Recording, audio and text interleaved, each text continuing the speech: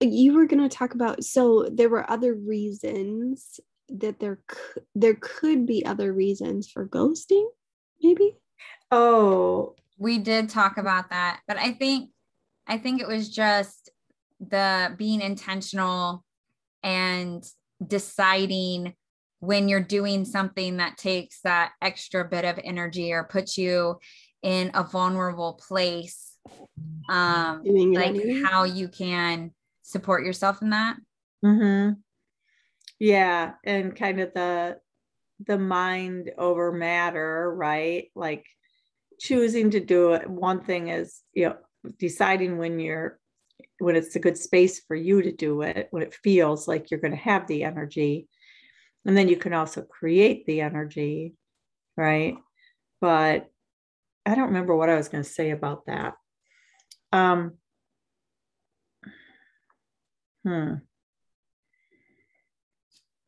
But I do have another thing about vulnerability we started at the beginning of the hour that I wanted to share, because it was about being real and raw.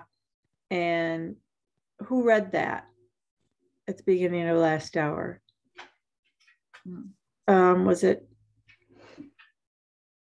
I think just saying that, like, I was celebrating being able to be. Yeah.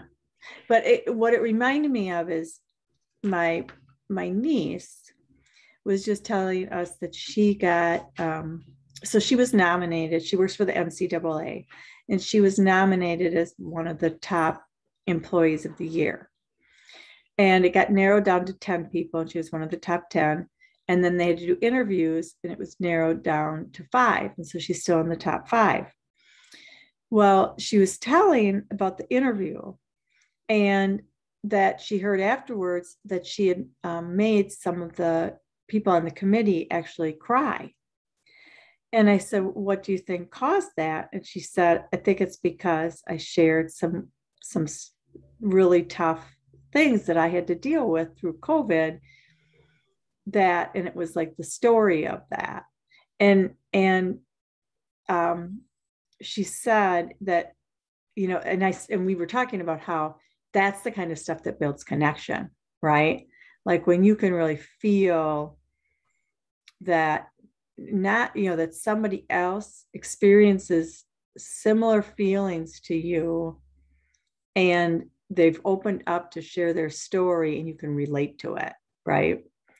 And so I think I made that connection in my head that, wow, just what she was talking about in her interview process is the same thing like we can do here, or we can just, say, I don't like being visible. And so I'm practicing this, right?